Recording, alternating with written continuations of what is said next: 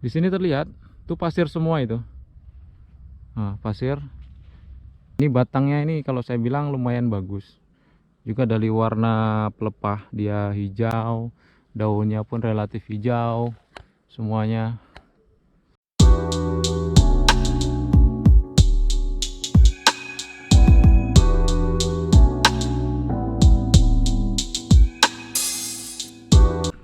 Halo, salam planter rekan-rekan semuanya. Hari ini saya berada di salah satu kebun yang lokasinya berada di areal berpasir. Terlihat di situ pasirnya putih. Nah, tanaman yang berada di areal pasir ini dia telah mengalami ataupun telah dilakukan berbagai treatment dimulai dari saat dia penanaman. Jadi pada saat penanaman di areal ini itu sebelum dia ditanam, setelah digali lubang itu terlebih dia diisi kompos dulu pada lubang tanamnya. Jadi setelah diisi kompos baru bibit itu ditanam. Jadi gunanya kompos itu tadi yaitu pertama untuk menambah material organik sendiri dalam lubang tanam tadi itu. Karena memang kalau seperti yang kita ketahui bahwa pasir ini sangat minim sekali unsur haranya. Nah, ini terlihat di sini daunnya tidak terlalu kuning, jadi lebih dominan hijaunya. Kalau saya bilang ini lumayan bagus nih walaupun dia di areal pasir. Di sini terlihat tuh pasir semua itu. Nah, pasir. Dan di sini juga kita lihat potensi buahnya.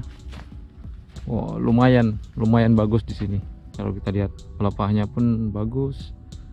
Terus potensi buahnya ini udah keluar nih, ini bunga betina ini kalau kita lihat ya, bunga betina ini di sebelahnya juga, ini juga lumayan bagus batangnya tuh, itu hampir semuanya hijau, ini hampir semuanya hijau. Memang untuk di sekitar lokasi ini memang untuk perawatan itu tidak terlalu bersih ya, sengaja karena memang kalau terlalu bersih justru dia menjadi tandus. Harapannya kalau dia tidak terlalu bersih, ada beberapa rumput, jadi dia bisa menambah material organik yang ada. Nah, ini kita bisa lihat buahnya di sini. Nah, ini lumayan. Nah, lumayan di sini. Ini kondisi tanahnya masih pasir nih. Terlihat di sini. Nah, ini pasir. Nah, ini kita lihat di sini. Ini ada bekas rumput di sini. Ya, bekas gulma juga. Jadi gunanya kita tidak melakukan pembersihan secara total pada areal pasir. Itu gunanya supaya kita bisa memperoleh seperti ini, sisa-sisa dari rumput itu, kemudian dia membusuk dan menambah material organik di areal ini sendiri. Karena struktur dari areal berpasir ini sangat sangat jelek sekali, jadi dia mudah tercuci apabila kita aplikasi pupuk. Ini seperti ini. Nah, ini bawahnya kalau kita buka ini pasir nih. Nah, ini pasir. Nah, ini hijau juga nih.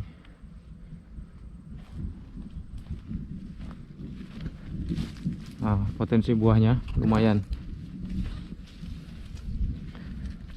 Nah, bisa dilihat situ.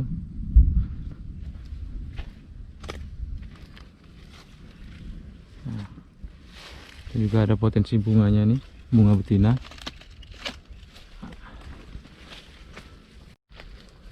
Kalau kita lihat dari fisiknya, ini batangnya ini kalau saya bilang lumayan bagus.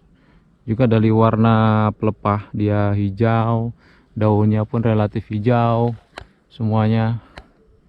Jadi ini bisa jadi salah satu tips buat rekan-rekan semuanya yang menanam di areal pasir. Jadi ketika membuat lubang tanam, sebelum ditanam tuh bisa diisi dulu dengan kompos. Biasanya sih terbuat ataupun janjangan kosong tuh sudah bagus sebenarnya itu.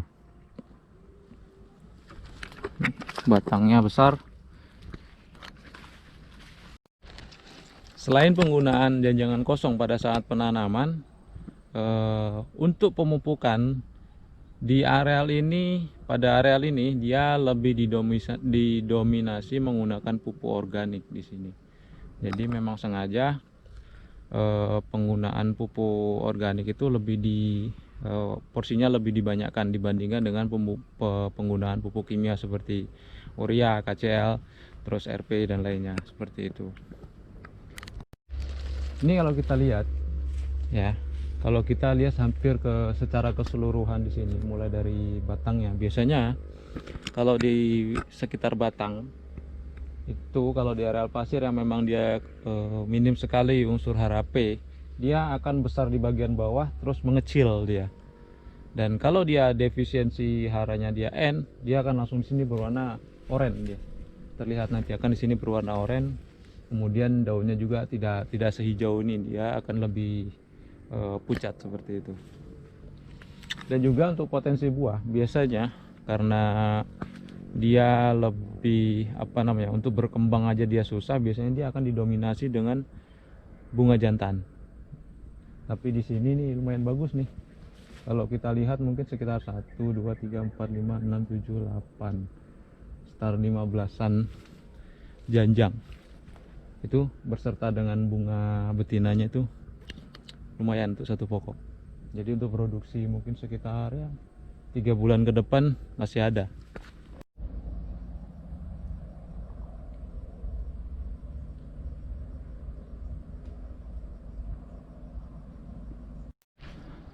Nah, ini untuk beberapa pokok memang pertumbuhannya tidak sama, tapi kalau saya lihat di sini sepertinya karena memang ada kalau yang ini sepertinya ini tanaman sisipan ini dari sebelumnya, melihat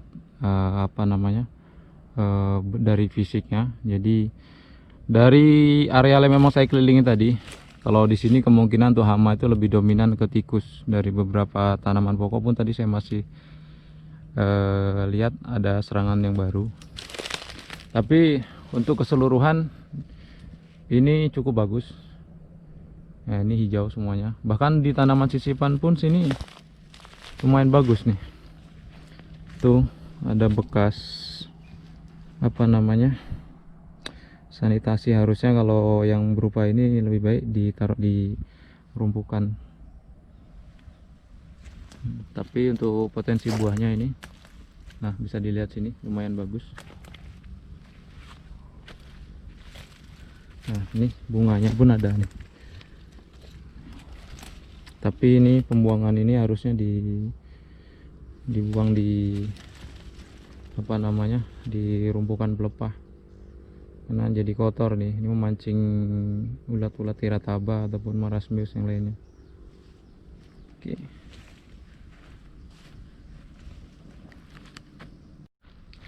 Nah, untuk progeny ini adalah Sriwijaya SJ, berapanya itu saya masih kurang paham. Nah ini ada bekas serangan tikus tapi udah lama.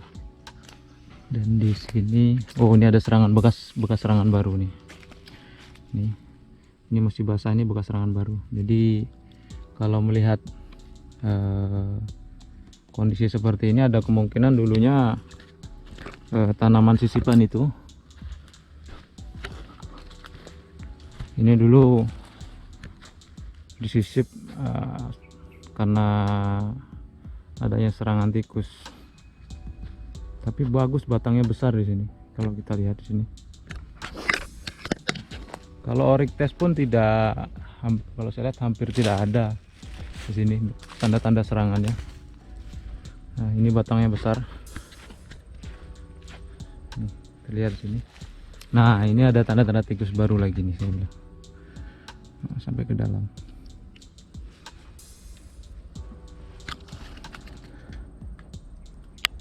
Nah ini adalah salah satu contoh nih, saya bilang kebunnya lumayan bagus untuk areal yang berpasir. Jadi bisa menjadi motivasi bagi rekan-rekan semuanya.